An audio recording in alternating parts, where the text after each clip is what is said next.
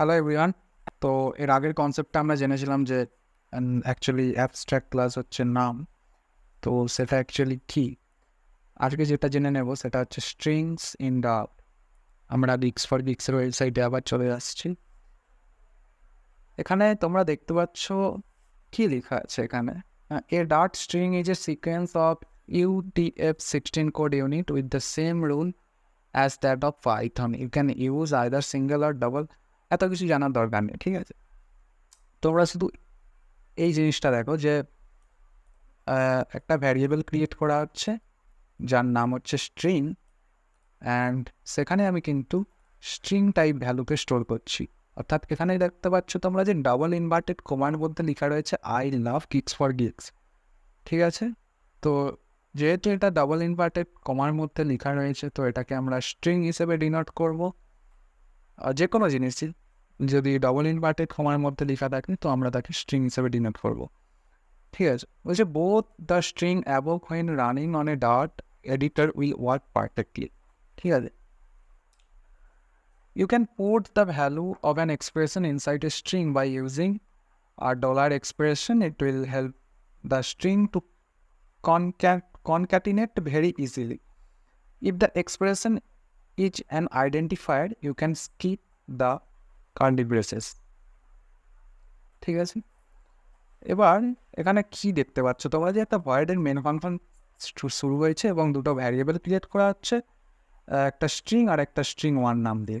স্ট্রিংয়ে আমি স্টোর করছি I do coding বলে একটা সেন্টেন্সকে, আর এখানে এই আই ডু কোডিংটাকে এই স্ট্রিংয়ের মধ্যে আমি কিন্তু অ্যাকচুয়ালি ইন্টারপোলেট করছি।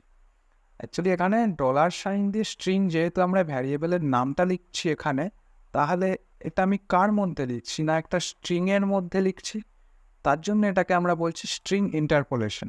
ওকে, তো আশা করি এখানটা বোঝা গেছে যে ডলার সাইন দিয়ে একটা ভ্যারিয়েবলের নাম এখানে ডিক্লেয়ার করা হচ্ছে, অ্যান্ড তারপরে অন গিক্স ফর গিক্স বলে একটা সেন্টেন্স লেখা হচ্ছে, এবং এই স্ট্রিং ওয়ান যে ভ্যারিয়েবল, এই স্ট্রিং ওয়ান ভ্যারিয়েবলকে প্রিন্ট স্টেটমেন্টের সাহায্যে প্রিন্ট করা হচ্ছে, এবং তার আউটপুটে কী পাচ্ছি আমরা, I do coding on Geeks for Geeks. I do কোডিংটা কোথা থেকে আসছে, আমার এই ভ্যারিয়েবলটা থেকে, ঠিক আছে? নেক্সট যে এক্সাম্পলটা আসছে সেটা জায়গা, that also allow use to concatenate the string by plus operator, as well as we can just separate the two string by quotes. The concatenation also works over line breaks, which is itself a very useful feature. এখানে concatenation হচ্ছে actually plus operator দ্বারা, ঠিক আছে? কীভাবে হচ্ছে এখানটা না, একটা স্ট্রিং নাম দিয়ে একটা ভ্যারিয়েবল ক্রিয়েট করা হচ্ছে, যেটা হচ্ছে গিক্স ফর গিক্সকে আলাদাভাবে কোট ইউজ করে আমরা ডিফাইন করছি। এখানে গিক্স একটা আলাদা কোটের মধ্যে রাখা হচ্ছে, ফরকে একটা আলাদা কোটের মধ্যে রাখা হচ্ছে, এবং গিক্সকে একটা আলাদা কোটের মধ্যে রাখা হচ্ছে। যখনই এটা হচ্ছে, নেক্সট যে দুটো ভ্যারিয়েবল ক্রিয়েট করা হচ্ছে str দিয়ে আর str1 দিয়ে, কোডিং ইজ আর এখানে ফান।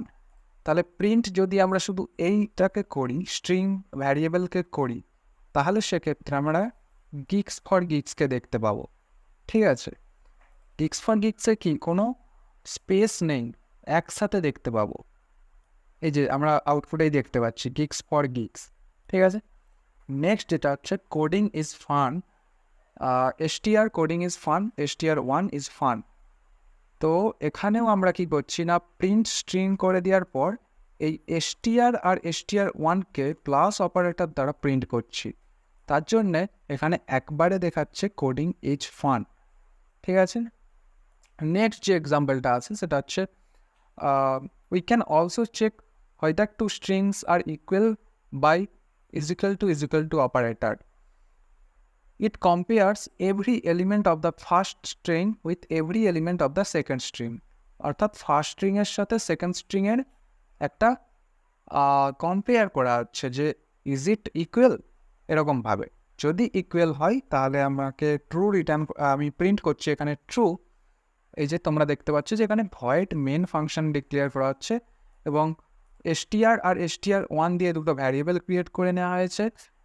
ফার্স্ট ভ্যারিয়েবলের নাম হচ্ছে str আর সেকেন্ড str1। তো ফার্স্ট ভ্যারিয়েবলে আমি স্টোর করছি শুধু গিগসকে, আর str1-এ আমি স্টোর করছি শুধু গিগসকে। তাহলে যদি if str is equal to str1 হয়, তাহলে অবশ্যই আমি কিন্তু প্রিন্ট করব ট্রু। তো এই কন্ডিশনটা অ্যাকচুয়ালি ট্রু, সেই জন্য আমার আউটপুটে ট্রু আসবে। নাও নেক্সট থিংস সেটা হচ্ছে raw string are useful when you want to define a string that has a lot of special characters. We can create a raw string by prefixing it with r. তো এই small r actually একটা prefix. তো এই প্রেফিক্সটাকে use করে আমি র string create করতে পারি, অর্থাৎ এখানে এটা হচ্ছে অ্যাকচুয়ালি র স্ট্রিং। যখনই আমি আর প্রেফিক্সকে ইউজ করছি তখন এটা একটা র স্ট্রিং হয়ে যাচ্ছে। তো আমি গিগস ফর গিগস জিএফজি নামক একটা ভ্যারিয়েবলে এই র স্ট্রিংটাকে অ্যাকচুয়ালি স্টোর করছি এবং প্রিন্ট করে দিচ্ছি। Simple, this is a raw string. ইয়া, ঠিক আছে। তো এটাই হচ্ছে স্ট্রিংয়ের বেসিক কিছু অ্যাকচুয়ালি ফিচার্স।